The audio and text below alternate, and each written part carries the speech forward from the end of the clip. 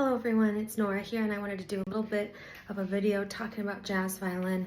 I like to do these videos from time to time when I have something to say. It's very interesting to me when I see people comment on my videos on whatever platform, and sometimes people will say, "Oh Nora, you're playing really great gypsy jazz."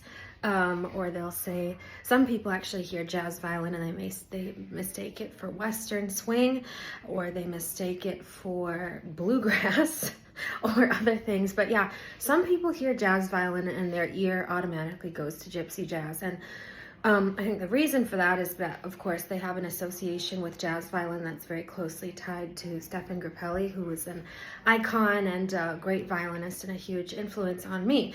But even Stefan, in my opinion, which is only one opinion, was only a gypsy jazz violinist for 5 or 6 years, for the years that he was playing with Django. And of course, also, Django was the one who was the gypsy of the group. Stefan was a French-Italian violinist. So even Stefan himself, maybe you could say that he was a gypsy jazz violinist if you want to. But after Django passed in '53, Stefan had a 40-year-long career, 45, whatever it was, year-long career after that. And Stefan played all kinds of jazz music with all configurations of musicians in his own bands and other collaborations for the rest of his career.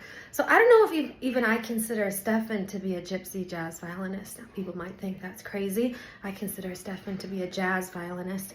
But I just encourage people, when they hear jazz violin or they hear swing music or jazz or anything like that, just to not automatically assume that it's one thing just because that's your association with it. I mean, throughout history, we've got Ray Nance, Stuff Smith, we've got Joe Venuti. There have been many great jazz violinists in the past. Not to say that it's not good to have an association with Stefan, because Stefan was the greatest of all time. But my point is that when people hear jazz violin, they often hear other music, or they hear other styles that are not what we're doing. Gypsy jazz as a term, which some people might not even like that term. I don't like to use that term, but it's a very specific kind of way of playing with, several guitars, and it's a very specific way of comping with the guitar, a very specific repertoire and all that stuff. And even Stefan did not play just that music his whole career. He played all sorts of music, and my favorite record of Stefan's is 1956, Improvisations, which is Stefan with a piano quartet. So anyway, jazz violin can be many things. Keep your ears and your heart open and your eyes open, and I appreciate you all.